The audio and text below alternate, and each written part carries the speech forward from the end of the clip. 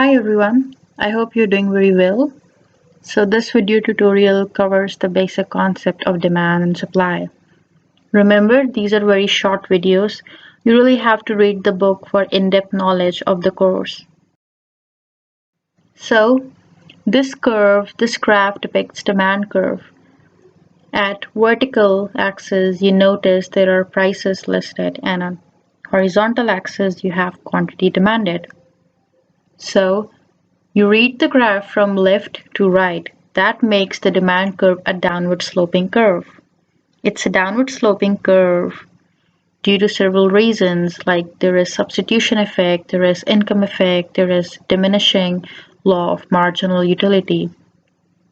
We will cover these concepts in detail when we cover the shifters of demand, but up till now you should know that demand curve is a downward sloping curve which illustrates the relationship between price and quantity demanded.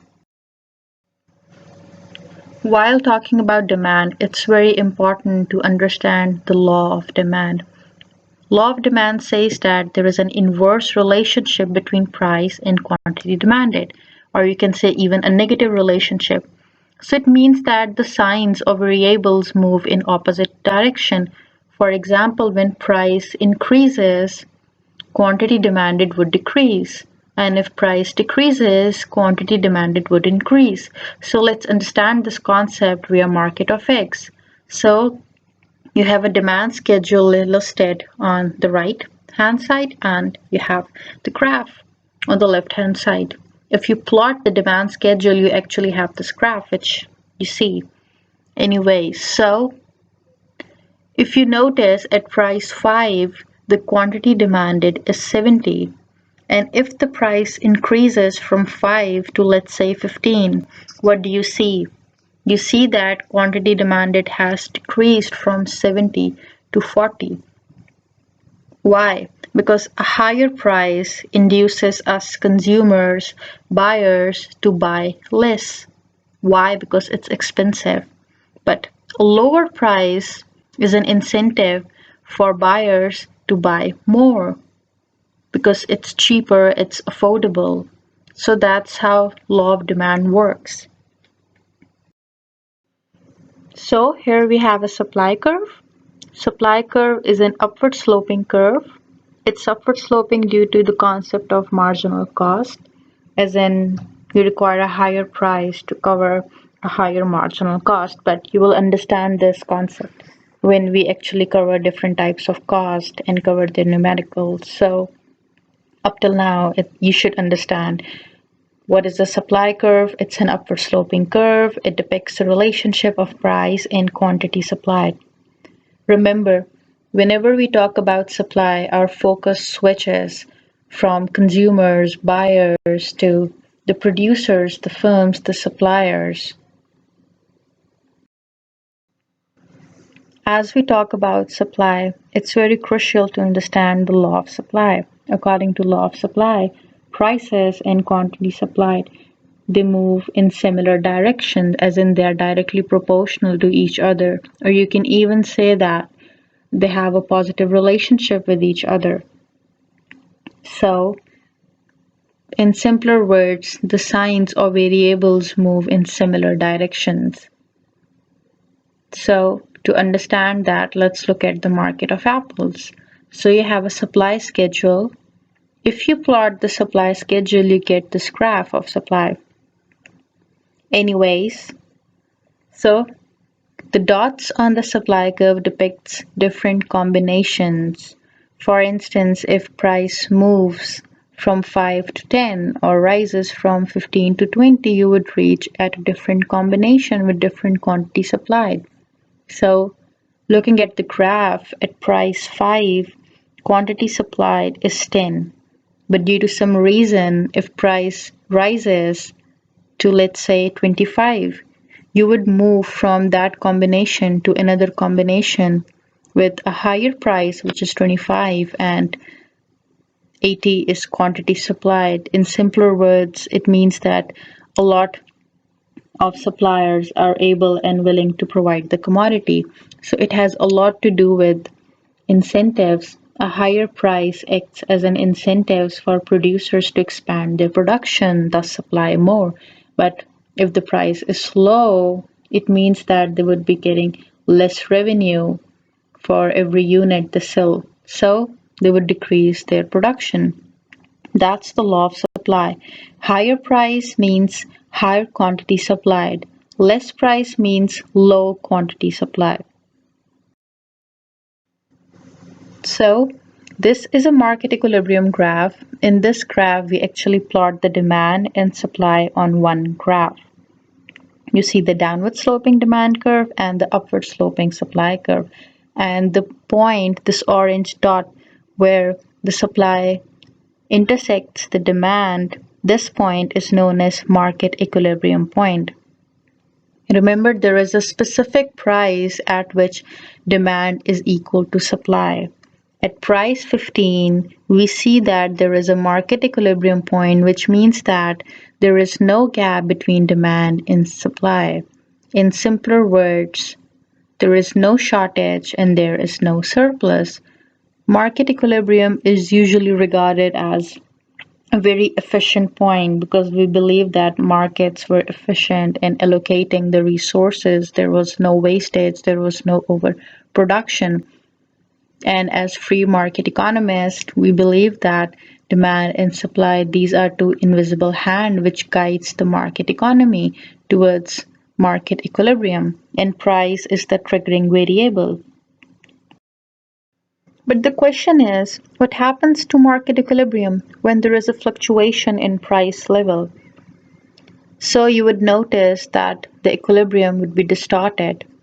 So let's talk about the initial point. Initially, you're at price 15 at an equilibrium point where demand is equal to supply. So the demand is 30 and even the supply is 30 at price 15. But when the price aggregates to 20, you notice that the demand is 20. And if you follow this other dot, the supply is 50.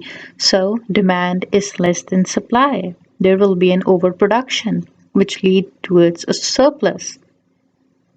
And on the other hand, when price decreases from, let's say, 15 to 10, you see again the market equilibrium is disturbed and now it's a shortage. It's a shortage because a lower price induces suppliers to supply less, hence supply is 20. Whereas a lower price is an incentive for buyers to consume more. You consume more, you buy more. So you see there is a gap between supply and demand. Supply is less than demand in case of shortage. So either it's surplus or it's shortage. These both disturb market equilibrium.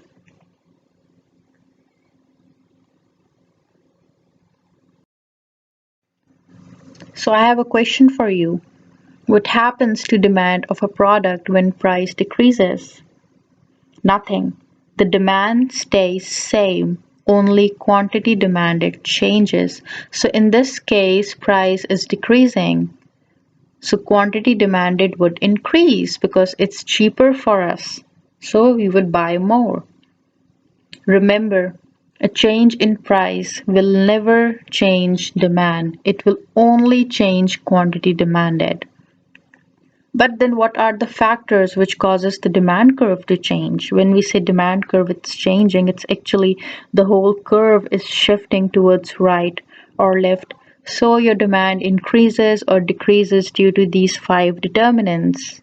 So there can be either a change in tastes or preferences of consumers, there can be a change in number of consumers, change in income, change in price of related goods, and change in expectations. Remember, all these five determinants, these are the shifters of demand curve, whereas price will only change quantity. So following up the former slide, I actually made two graphs with changes in quantity demanded and another depicting changes in demand. So, like I mentioned before, when price level fluctuates, either increases or decreases, it will only increase or decrease quantity demanded, as in it will only change quantity demanded. It will never affect demand. Affecting demand or changing demand means you're shifting the entire curve either towards right or either towards left, which you can clearly see in the second graph. But let's talk about the first graph.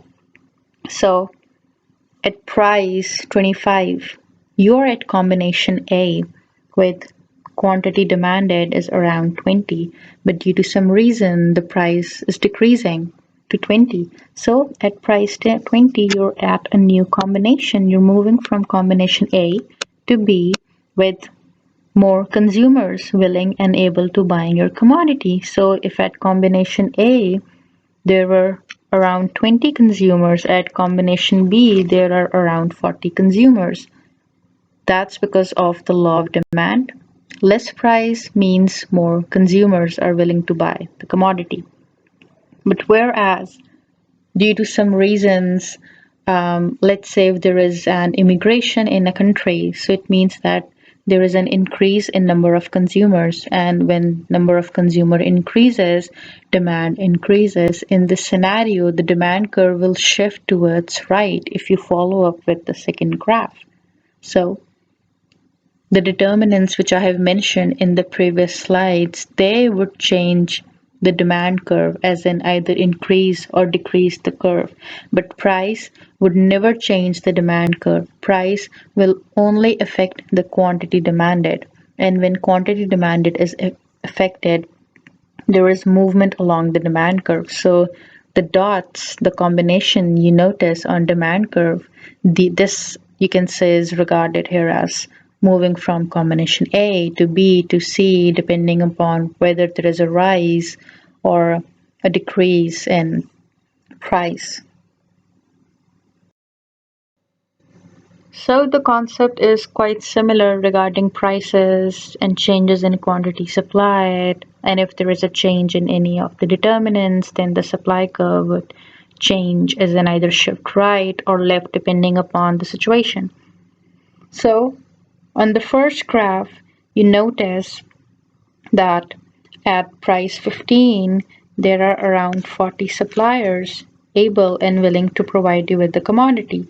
But due to some reason, as the price aggravates from 15 to 20, now you have around 70 suppliers. So you see that you're moving from combination C to combination D.